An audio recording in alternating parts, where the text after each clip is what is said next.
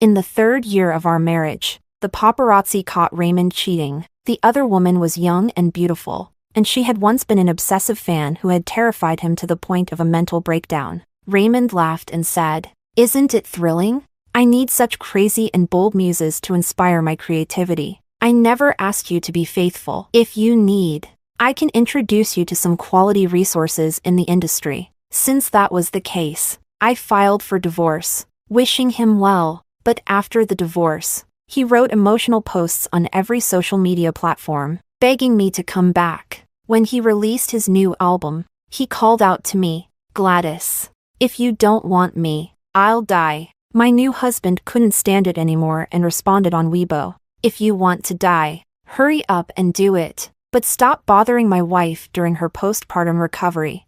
When I received evidence of Raymond's cheating, I suddenly felt a sense of relief. The paparazzi urged me to transfer money to buy out the news. I cursed, "Get lost." Then I messaged Raymond, asking him to come home. He ignored me. On the way to his studio, I got a call from his manager. "Miss Sue, can you stop pestering Ray? You've been making excuses to bother him repeatedly, seriously affecting his progress on his new album."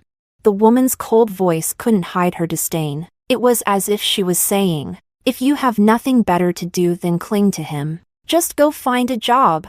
After complaining, she hung up, assuming I would feel ashamed and stay quiet for a few days. After all, I used to be quite susceptible to their tactics. When I showed up at the studio unannounced, Raymond was frolicking in the bathtub with the other woman. I had overseen the studio's renovation, knowing every detail from the placement of the furniture to the layout of the rooms. Due to his work requirements, the entire studio used top-notch soundproofing materials. As soon as I walked in, the intimate sounds of the two of them assaulted my ears like a curse. It was obvious how hard they were going at it. When I opened the bathroom door, they were barely covered, relying on the bubbles to hide themselves. "Ah!" The woman screamed and hid in Raymond's arms. In her excitement, the bubbles slipped away, revealing the marks of his affection on her back. "Get out!" Raymond was much calmer than she was. The affectionate peach blossom eyes flicked up, and in the instant they met mine, the violence turned to confusion. "What are you doing here?" I gripped the doorframe tightly. "I'll give you 5 minutes. I'll be waiting on the couch outside." Raymond cleaned up and sat across from me. Wrapped in a towel, he preemptively said, "Baby, your presence here really disappoints me. Go home immediately, and I can pretend none of this happened." His tone of grievance and complaint made me somewhat dazed. I even doubted myself for a second. Perhaps the one caught red-handed cheating outside was actually me? After coming to my senses, I gritted my teeth. "Raymond, is the material for your bulletproof vest taken from the thickness of your face? Sis, if you want to hit or scold, come at me. It's all my fault for taking advantage of the situation and seducing Brother Fu." 𝐸 ran over and stood in front of Raymond. She wore a silk shirt that barely covered her thighs, leaving nothing of her figure or the marks of her struggles with desire hidden. "After you hit and scold me, you can't bully Brother Fu anymore, okay? He's been working day and night on his new album and is exhausted. I just wanted to help him relax a little. It seems I came at a bad time, interrupting your method of relaxation and pipeline clearing." After mocking them, I wanted to take out the divorce papers, but then I heard Raymond's nonchalant voice. "I need her for my new album, and I've never asked you to remain chaste for me. If you're feeling needy, I can introduce you to some top-tier resources in the circle. Let's compromise. Don't make a fuss. I'll come home tonight to be with you, okay?" His practiced tone, like a seasoned gigolo, once again triggered my blood pressure. Suppressing my anger, I growled, "You must be insane. Have you forgotten how she made you hide abroad, cowering like a lapdog a few years ago?" Cecilia's face turned pale instantly. "That was when I was young and ignorant. I've changed. Brother Ray has forgiven me, so why can't you let it go?" After shouting at me, she quickly turned to look at Raymond's expression. Nervously grabbing his hand, the man wrapped his large hand around her, pulling her into his embrace. A deep smile appeared on his face, which had driven countless people crazy. "Isn't it exciting? She's my muse now. I can't live without her. I kept my interactions with her a secret from you because I knew you couldn't handle it. But you've disappointed my good intentions, with Raymond backing her up. Cecilia also raised a triumphant smile. She looked at me with a provocative and smug gaze. I smiled and stared at Raymond's calm face. Saying I wasn't disappointed would be a lie. He could forget. But I couldn't. 7 years ago, Raymond entered the public eye with a simple singing video. His unique voice and outstanding appearance gave him a smooth path in the music industry after gaining popularity. He signed with major companies, released albums, and held personal concerts, while gaining countless loyal fans. A group of extreme and fanatical followers also emerged. Cecilia was the leader among them. She led efforts to find out Raymond's private schedule, followed his car, intercepted his mail and deliveries. She even climbed up several floors to sneak into his hotel room and install cameras. She hid under his bed, waiting to hug him when he fell asleep. She mixed her saliva and blood into his food and drink. After Raymond found out, he didn't dare to sleep with his eyes closed for a long time. He developed severe psychological trauma and was forced to stop all work. I accompanied him abroad for secret treatment. I paid the compensation for breaching contracts, as well as all living and medical expenses out of my own pocket. It took him half a year to come out of the abyss. Now he willingly jumps back in, seeking so-called excitement. Raymond, let's get a divorce. From now on, you won't have to live this humiliating life anymore. You are not calm right now, and I won't take such angry words seriously. Go home and wait for me. Raymond scolded coldly, hugging Cecilia as he slammed the door and left. I stared at the door for a long time, so long that my phone kept ringing before I looked down. Big teardrops fell on the back of my hand, burning me as I wiped them away on my clothes with force. I stopped this self-destructive behavior only when I rubbed my skin raw. Raymond and Cecilia were photographed by paparazzi as soon as they stepped out. The studio's mailbox, which I managed, was flooded with blackmail messages. I ignored them all. The paparazzi then sent the photos to Raymond's rivals. There were so many who disliked him. Both people and ghosts alike wanted to take a shot at him. The news of his cheating went straight to the top of the trending list. My inbox was flooded with private messages from Raymond's fans. Amid countless insults and curses, I picked a few familiar loyal fans to reply to. Fan message: what is the studio doing? How can you not clarify all this filth being thrown at my brother? Stupid studio. A bunch of useless trash. My reply: how can you clarify when it's true? Fan message: everyone knows my brother is a pure love warrior. He wasn't even angry when Gladys forced him to marry. Now these accounts are spreading rumors about him playing around. Where is your studio? My reply: it's true. No need for rumors. Fan message: a bunch of dirty words. My reply: your curses bounce back to you. When Raymond's career was just starting, his fans didn't harbor such malice towards me. Until, at his birthday party, a fan asked when we would get married. He paused for a moment, then gave a bitter smile and said soon. The complex expression and subtle answer left them with endless room for imagination. Many rumors emerged, saying I was forcing him to marry me out of gratitude, preventing Raymond from interacting with other women, and causing him to miss many opportunities. Young fans with limited ability to distinguish right from wrong believed these rumors. All the fans felt sorry for Raymond and were more willing to spend money on him, vote for him, and support him more strongly. Rumors spread, and truth or falsity no longer seemed to matter. Raymond once considered clarifying, but his manager said, "A little fan abuse can strengthen fan loyalty. Isn't Miss Sue deeply devoted to you? Enduring some online curses won't hurt."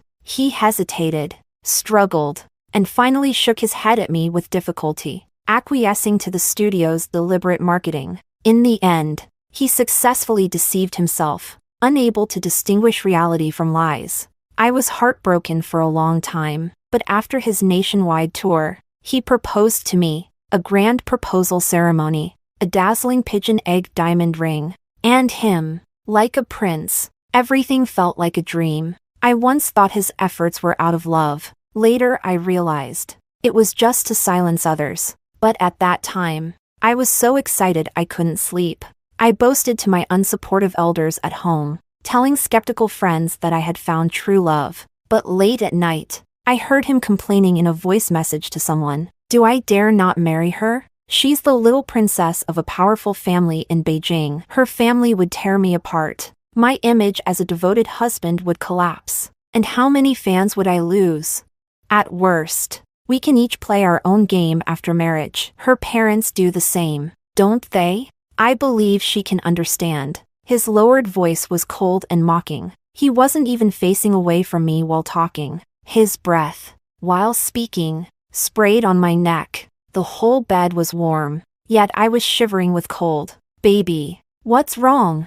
Raymond hugged me nervously, soothing me in his charming voice. Before doing all this, he didn't forget to turn off his phone screen. I had a high fever that lasted several days. Coming and going, Raymond canceled all his work to take care of me. He was so attentive that the nurses and caregivers teased me about finding a good partner. I looked at Raymond, exhausted and lightly sleeping beside my hospital bed, and said nothing. His sincerity wasn't fake, but sincerity changes in an instant. No matter how strong Raymond Studios' PR capabilities were, they couldn't withstand the power of half the entertainment industry jumping in to muddy the waters. His manager first showed weakness, asking me to come forward and clarify, saying they were just friends. If I posted a group photo, this matter would be resolved. Raymond is a singer. He rarely participates in reality shows that expose his true nature, nor does he act in dramas. The public naturally has a kind of broad tolerance for well-packaged singers.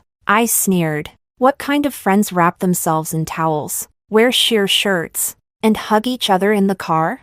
If it weren't for discovering the paparazzi, would they have put on a car sex show? But if you want me to clarify, there's a way. Notify Raymond that we'll get our divorce certificate at the Civil Affairs Bureau at 9 tomorrow morning.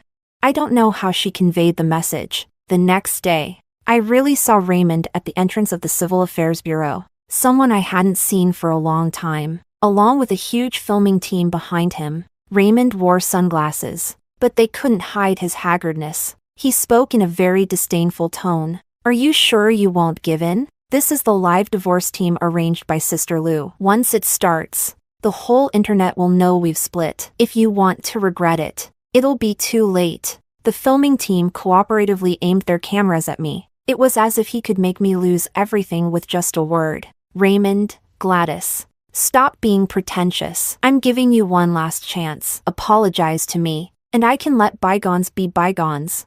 The divorce cooling-off period is 1 month. Raymond and I have no children, so the property division was easy. The problem is Raymond's non-cooperation. Miss Sue, it's almost 11. Maybe I should come back when Mr. Wu is available.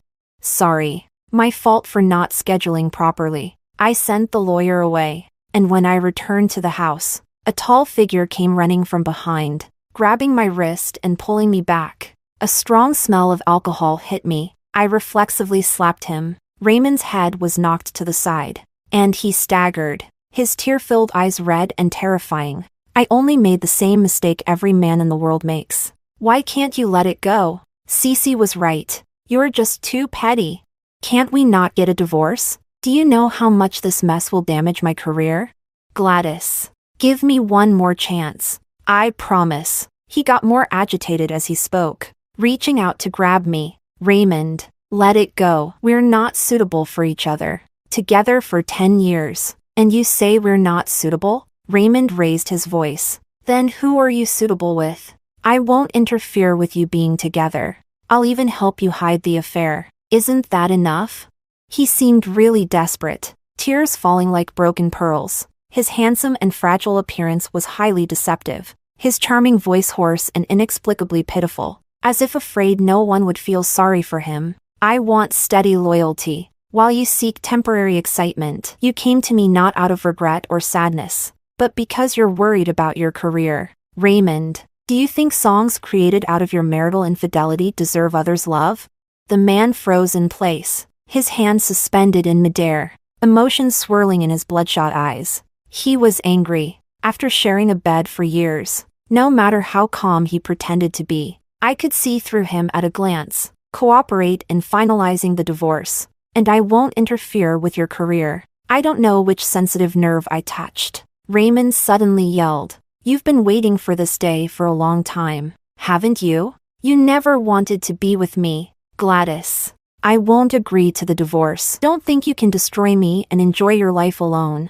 The bodyguards who rushed over drove the frantic Raymond away. I frowned and returned to the house, seeing my father sitting on the living room sofa. At over 50 years old, he was well-maintained, lean, and elegant, making people forget how decisive and ruthless he was in the business world. If you need help, just say so. Don't get hurt over unnecessary people. The bodyguards just now were called by him. I remained silent. He sighed and turned to go upstairs. Dad. Thank you, I said with difficulty. I'm sorry I didn't listen to you back then. Admitting my failure was a very humiliating thing for me, but Raymond's actions forced me to expose my wounds and complain to others. When I first publicly got together with Raymond, my entire family opposed it. At that time, he had just signed with a company and immediately encountered a plagiarism scandal, causing a huge uproar and owing a hefty compensation for breach of contract. I used my family's connections to help him get justice, but this also brought him into my father's view. My father asked me to bring Raymond to have a meal together. The location was a star-rated hotel, and Raymond's face didn't look good even before entering the door. As soon as the private room door opened, my father looked him over for 2 seconds, without a hint of gentlemanly manners, and opened his cigarette case. Raymond hurried forward to light it for him, but my father avoided it. Dad! I pulled Raymond behind me, protectively saying, "He's my man." My father puffed out smoke. It's fine to play around, but marriage is out of the question. They say the young are impetuous. I directly flipped the table, grabbed Raymond, and walked out, leaving bold words that no one could tear us apart. Raymond shook off my hand halfway. Gladys, don't fall out with your family for me. It's not worth it. He hung his head, the hand with the bandage resting on his stomach, sounding as dejected as a stray dog. I said, Raymond, have some confidence. You're worth all the good. I won't give up on you, no matter how hard this road is. I'll stick with you. But the premise was that he had to be as determined as I was. As the heat continued to rise, Cecilia's information was dug up. She couldn't wait to make a high-profile move. On the day Raymond and I went to the Civil Affairs Bureau, she forwarded a luxury car and house giveaway on Weibo. She was active under various marketing accounts, eager to let everyone know she had succeeded as the other woman. Fans who firmly believed in Raymond's innocence either fell silent or rushed to her private messages to insult her. Cecilia took the opportunity to send legal notices to several of Raymond's old fans. She grasped the unprecedented heat perfectly. She even took the time to post vacation photos on her social media, with suggestive captions, leading people to find traces of Raymond in them. Just one glance and I knew the photos were from last year. Last year, Raymond was filming an on-location MV abroad, and the background in the video calls with me was identical to her pictures. When he was whining about how tired he was and saying it was fortunate I didn't come to suffer. Was he just getting out of Cecilia's bed? Were the souvenirs he brought back chosen together with Cecilia? When did they start hooking up? Was it when he told me he had hit a creative bottleneck and needed to retreat? Or when he said we should take a break while he traveled around the world? I dared not think further. My stomach spasmed, and I retched over the toilet. Are you pregnant? My father stood at the bathroom door, his tone serious. No, just purely nauseated. He sighed in relief. Even if you were, it's fine. I can still afford to feed one more mouth. I laughed through my tears, wanting to shake my head but inexplicably collapsing on the floor and crying. Raymond and I would never have children. He said he wanted to be child-free, not letting anyone interfere with our relationship. For double assurance, he suggested we both undergo surgery. As soon as he said it, he shook his head with a smile. This surgery is too harmful for women. I'll do it alone. But when I came out of the surgery room, he didn't show up. When he saw the surgery form, a look of bewildered surprise flashed in his eyes. Maybe he didn't expect me to be such a stubborn and serious person. Sorry, baby. I've been really busy lately. I'll definitely go through with it after this period. You've worked hard, under pressure from various sources. I finally managed to get the divorce certificate a month later. Raymond, red-eyed and stubborn, said, Gladys, you will regret this. You'll never find another man willing to give his life for you like I did. I sneered. None of your business. After blocking all of Raymond's contact details, he switched to several different numbers to harass me. Eventually, things quieted down a lot. I heard Cecilia was pregnant. He didn't care about the immense pressure on his studio. He directly announced his relationship with Cecilia on his personal account, along with a glaringly obvious pregnancy test. The comments were filled with countless aggressive remarks. Raymond seemed to have completely lost it, personally responding to and arguing with fans who insulted Cecilia. His blatant partiality completely ignited the fans' anger, and they began to boycott him collectively. Meanwhile, I set out to fulfill the dreams I had previously neglected, traveling across the country with my camera. I took abundant photos of landscapes and portraits, and even reopened an account I hadn't touched in a long time to share my photography work. The account didn't have much traffic initially, and it took a long time for posts to start getting noticed. Old fans recognized me. "Grandma, the blogger you followed has started updating again." I never thought I'd see new updates from Gladys in this lifetime. I remember Gladys was Raymond's diehard fan, right? She got famous photographing Raymond. So what do you think now that your idol has fallen? Upstairs. Your memory is mixed up. Gladys was photographing first, and then people got to know Raymond. Doesn't everyone know Raymond rose to fame by feeding off our Gladys?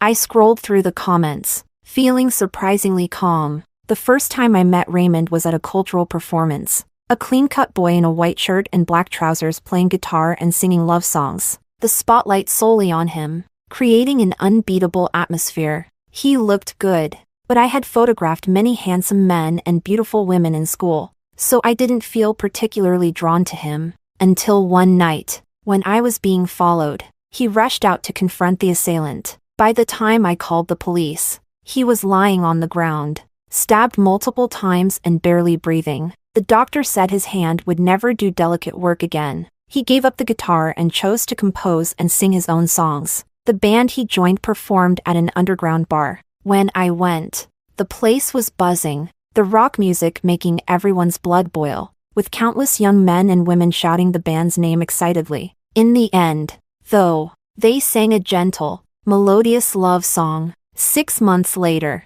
I returned to Beijing, but it wasn't the family driver who picked me up. It was a young, handsome man, tall, long-legged, broad-shouldered, and narrow-waisted, with a steady, gentle gaze and a gentlemanly manner of speaking. It was obvious he was sent by my father for a matchmaking session. If it had been before, I might have chatted with him a bit. After experiencing Raymond, I had a defensive and aggressive stance towards men, but on this trip, we didn't talk much, and it wasn't awkward. "What do you think of him?" As soon as my father came home that night, he eagerly asked about the situation. I frowned and waved my hand. "I'm not taking on students." He glared at me angrily. "If you can't see someone like him, why were you so obsessed with that kind of person before?" I didn't know how to respond, so I chose to go back to my room to catch up on sleep. Half asleep, the phone ringing woke me up. When I answered, it was Raymond's voice. "Baby, you're back, right? I've reflected a lot over the past 6 months and really know I was wrong. I don't need that kind of instant, useless excitement. I really can't live without you." His voice was hoarse, and I could hear suppressed sobbing. The whole atmosphere damp and sticky, like unpleasant weather. It made me feel repulsed. I slowly sat up. 6 months ago, hearing his voice would have made me nauseous. So much so that I couldn't stay in Beijing. Now I could ask very coldly and indifferently, "Mr. Wu, did you think I was planning to start a photography studio and wanted me to film your second divorce?" The line went silent for a moment. "Baby, I'm downstairs at your place." As his voice fell, my window was illuminated by a strong light, and through the thick curtains, I could only see a white glow. I instinctively hung up the phone and added his number to the blacklist. Why did he think anyone would wait for him forever? Raymond was back on the trending searches again. This time, he had been rushed to the hospital by a good Samaritan after attempting to slit his wrists. Cecilia, interviewed by reporters in the hospital room, cried hysterically, "I really wish some people would mind their own business and stop disturbing our family." That one sentence was extremely damaging. Numerous marketing accounts sprang up like mushrooms after rain, once again tying me and Raymond together. They detailed how I restricted Raymond's freedom when he debuted and forced him into marriage. They fabricated stories about my chaotic private life before being with Raymond, causing infertility, and claimed that Raymond had scheduled a vasectomy at a private hospital for me. Even Cecilia's miscarriage was blamed on me, alleging that I visited 𝐸 village to cast a spell on her. It was so absurd that I couldn't help but laugh. Since they liked dragging me into their drama, I wouldn't disappoint them. I registered a Weibo account and pinned the news about my photography studio's opening. Most of Raymond's die-hard fans had left. Those remaining had limited fighting power. I deleted a few comments trying to stir up trouble, and the frustrated trolls flooded my private messages with insults. I set my account to only allow comments from followers of over 7 days, leading to a surge in reposts. Soon, the studio received a large order. I took the team there, only to find it was someone I knew. The elite man introduced by my father, Brandon Tong, wanted to take promotional photos for his company. The work was easy and simple, and afterward, he treated the entire team to a meal. With the drinks flowing, some people started to relax, and the atmosphere in the private room became lively. Midway through the meal, the door to the private room opened. A familiar, brisk female voice rang out. I didn't expect it to be President Tong. It's an honor to meet you all. The feigned enthusiastic greeting suddenly stopped, and as the atmosphere became tense, I looked up to see 2 familiar faces, Raymond and his manager. Raymond, already pale, turned even whiter upon seeing me, his eyes instantly reddening as he quickly walked out, gripping a wine glass. His manager wanted to chase after him but hesitated. Turning around, she faced Brandon's amused yet disdainful expression and apologized submissively. She signaled several times with her eyes for me to speak up, but I ignored her. My intentions about endorsements should have been conveyed by my team. Our company will not employ artists with a tarnished reputation. Please respect our decision. Brandon's words left the manager with no choice but to back down, despite her thick skin. As the meal was ending, I excused myself to the restroom, taking a detour to the front desk to settle the bill. There, I saw Raymond and Cecilia arguing not far away. Standing too close, I turned slightly to avoid direct confrontation as I made my way to the front desk. But their conversations seemed to grow wings, drilling into my ears. Are you stupid? You said you were coming out to discuss business, but it was just to meet that whore? When my family is in trouble, you just want to leave and eat your words? Dream on. Even if I die, I'm taking you with me.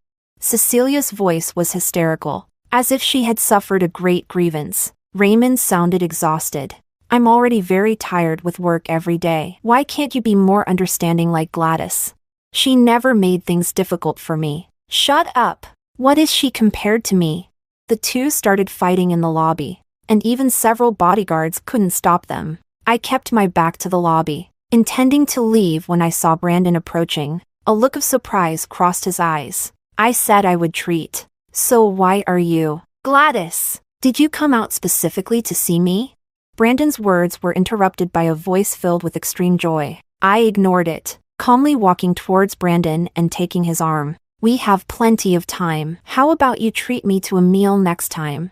Raymond shouted heart-wrenchingly, but I turned a deaf ear and walked with Brandon down the corridor. I didn't need to say anything. Cecilia and the lobby bodyguards would hold him back. Once I no longer felt his piercing gaze on my back, I immediately let go of Brandon's arm. Sorry. There was a troublesome mad dog just now. I had to use you. Consider today's meal my apology. As for the next time I mentioned, he should understand that it was just a polite remark. Miss Sue, don't you want to get rid of the mad dog for good? I have a permanent solution. Brandon and I have decided to get married. Our parents met and were very pleased with each other. The atmosphere in the Tong family was very good, and from the way Brandon carried himself, it was clear that he grew up in a loving environment. He was gentle, courteous, and confident, unlike my family, where my parents had me just to fulfill a duty, each of them having affairs outside without bothering each other, and unlike Raymond's family, with a gambling father and a weak mother. Back then, I went against everyone's wishes, stole the household registration book, and got married to Raymond without a formal meeting between our parents. The first time Raymond took me to his house for dinner, the small, dim room didn't even have decent chairs. A few people sat around a coffee table, eating from disposable takeaway boxes with 3 vegetable dishes and 1 soup. They looked at me with greedy eyes, asking how much dowry I was bringing. Brandon wanted to have a wedding and came to the studio with a wedding planning team to discuss it with me. When I finished my work and saw the text message, it was 2 hours later. My assistant hurried over, panicking. "Sister Sue, it's bad. That lunatic came again. He's at the door arguing with your fiancé." Through the surveillance, I saw Brandon confronting Raymond. "She's with you just to spite me for abandoning her." President Tong, you're so busy, yet you still have time to play these childish games with her? Or do you actually like her? He seemed to have boundless confidence, acting arrogant even in front of my soon-to-be husband. Brandon remained expressionless. "Mr. Wu, your words aren't funny at all. Gladys and I are already married, and we will be holding a wedding soon. You should let it go." "Bullshit. Don't think that saying these lies will make me give up. She can only be mine." Raymond, agitated, grabbed Brandon's collar. The tension was thick, as if they would start fighting any second. I couldn't sit still anymore. I couldn't let Brandon get hurt because of this nonsense. "Baby, I knew you. Are you okay?" I forcefully pushed Raymond away, slapped him hard, and shielded Brandon, asking with concern. After all, I had a duty to ensure my partner's safety. Raymond screamed in despair. "Baby, I really know I was wrong. Just look at me one more time, okay? I didn't marry Cecilia. The child she's carrying isn't even mine. After you left, I really got a vasectomy, but I looked for you for so long and couldn't find you. Your family's company secretly sabotaged my career, and I was blacklisted for a long time. The Ron family helped me and were almost bankrupted because of it. Everyone and everything you hate has received their retribution. Why can't you forgive me? Baby, weren't you always the kindest person?" Despite looking haggard, Raymond's face was still attractive. Otherwise, he wouldn't still have a significant number of fans. At this moment, he was using his looks to play the pity card with me, but seeing him like this only made me feel ashamed of the 10 years I spent on him. Kindness is for people, not for dogs. Raymond, you never thought you did anything wrong. Instead, you think I'm not generous enough, and you blame me for ruining your career and reputation. You keep coming back not to reconcile but because you need someone to silently support you, provide you with resources, and help you succeed. Get lost. I don't want to see you again. If I see you, I'll hit you." Raymond's chest heaved violently, his face turning red with rage. He gritted his teeth. "Gladys, you finally revealed your true thoughts. You never respected me. In your eyes, I've always been a freeloader, and now that you're moving up, you kick me aside. I'll show you with my actions just how much I love you." I clenched my fists, wishing I could punch him to death. "Just wait."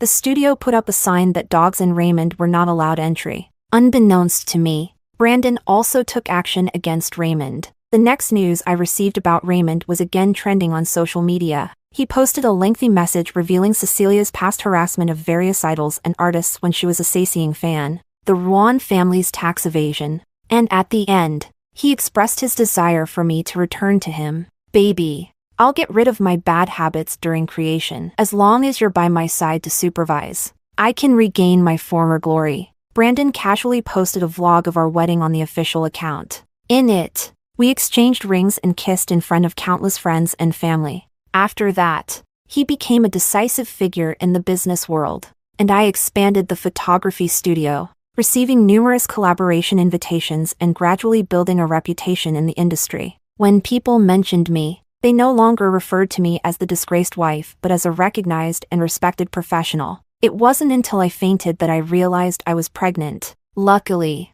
this shoot wasn't tightly scheduled. After learning the news, I slept peacefully and planned to inform my family upon returning home. I didn't expect to wake up and see Brandon. His usually neat hair was slightly disheveled, and his gentle, handsome face looked non-threatening as he leaned against a chair, staring blankly at the 4-bag. His body was here, but his soul wasn't. Seeing him like this, I couldn't help but smile. He woke up instantly. "You're awake. Are you feeling any discomfort?" I'll go get the doctor. I kept my eyes on him, not missing the flash of panic on his face. I quickly used my free hand to press him down. Brandon, afraid of hitting the 4-tube, remained stiff and looked at me uneasily. His lips moved, but he hesitated to speak. Why are you here? When you fainted, your assistant messaged me. Why are you trembling? Did the doctor tell you I have a terminal illness? No, but... He pursed his lips, his eyes welling up. Can we keep this child? I'll balance work and family, be there for them, provide the best conditions, and give them all the love. I was puzzled. When did I say I didn't want the child?